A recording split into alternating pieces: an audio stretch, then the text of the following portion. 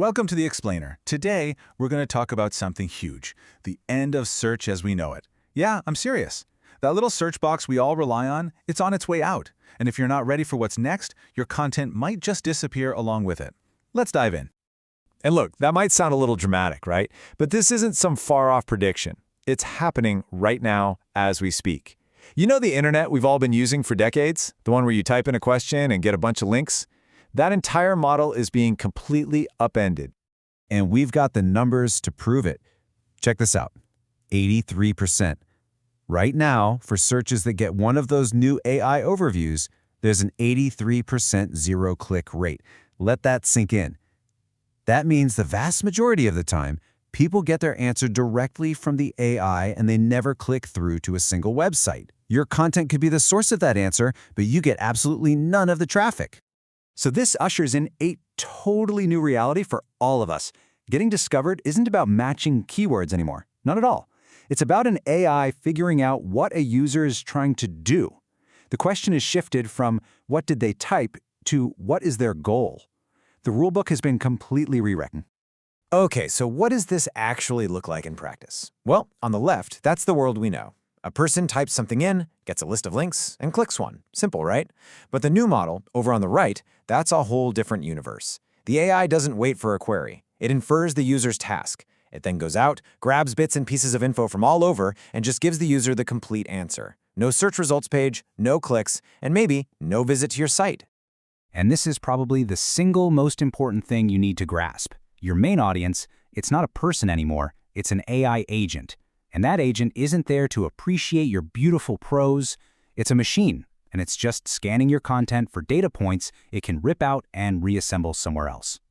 So that leads to a really tough question we all have to ask ourselves. Are we creating content for humans to read and enjoy, or are we creating it so an AI can easily pull it apart? Because honestly, in this new world, if an AI can extract the value from your content, it's basically invisible. It might as well not even be there. Okay, so what do we do about this? How do we even begin to adapt? Well, the answer isn't to try and game the next algorithm. No, it's a fundamental shift in how we think. It's a new framework for designing content, and it's called task architecture. So what is task architecture? It's a total change in strategy. It's not about answering questions anymore. It's about helping a user, or an AI, complete a specific objective.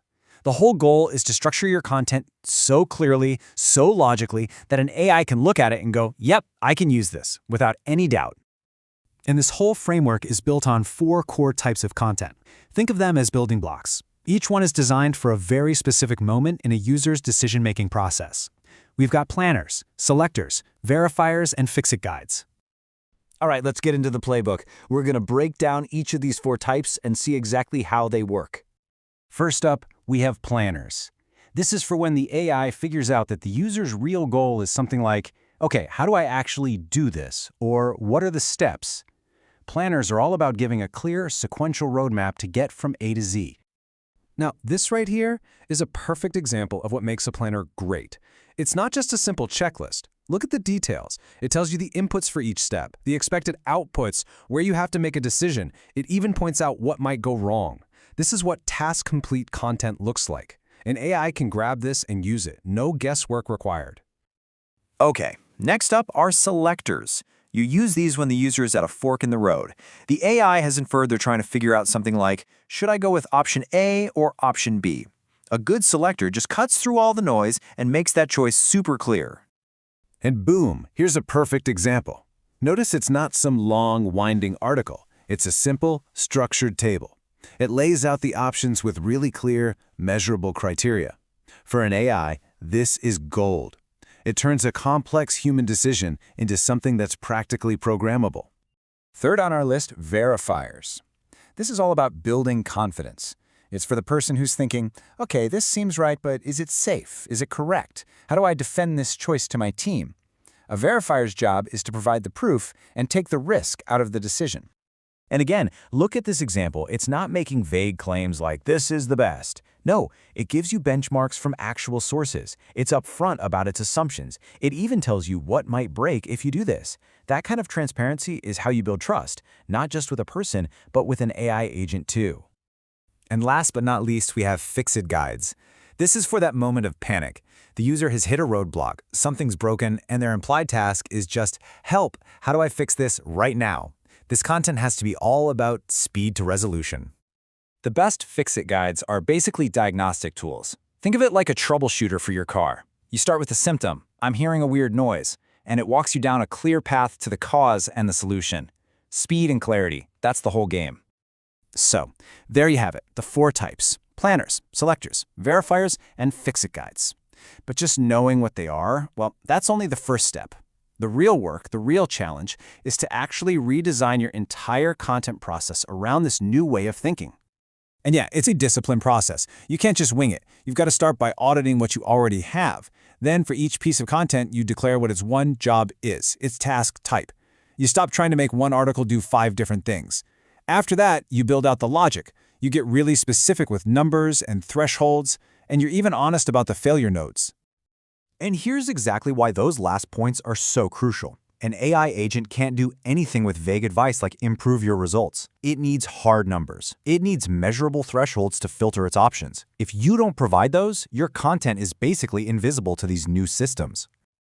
Okay, I get it. This probably sounds like a massive overhaul, and it can feel overwhelming. But the good news is you don't have to boil the ocean. You can actually start making a real, tangible impact in just the next 30 days. Here's a simple little action plan, a 4-week sprint to get the ball rolling. Week 1, just audit your most important content. Week 2, pick a couple of pages and pilot a redesign. Week 3, go back and beef up those pages with clear, logical decision points. And by week 4, you're already in a position to test and see what's working. Simple as that. So let's bring it all home. What's the big takeaway here? The search box is fading away. The old world of keywords is over. The future of being found online is all about an AI figuring out what a person is trying to accomplish. And in that future, task architecture, well, it's not just another tactic. It's the new foundation. It's how you get seen at all.